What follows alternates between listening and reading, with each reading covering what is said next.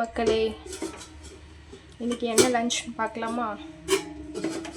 இன்னைக்கு தக்காளி தொக்கு பண்ணேன்.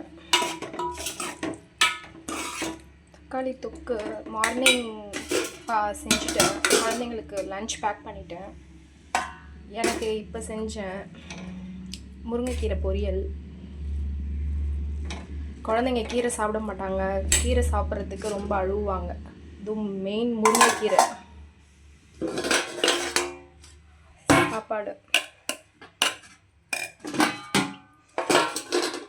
அவங்களுக்கு பாயில்டு எக்கு வச்சேன் தக்காளி தொக்குக்கு.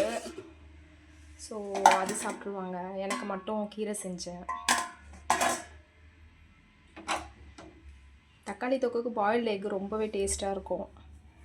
எல்லாம் வறுத்த அப்பளமும் நல்லாயிருக்கும்.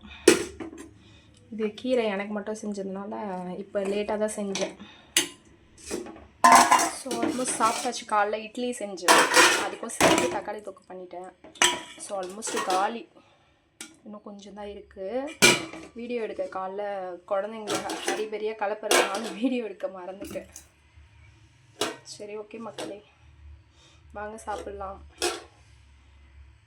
நல்லா இருப்போம், எல்லோரும் நல்லா இருப்போம். பாய்.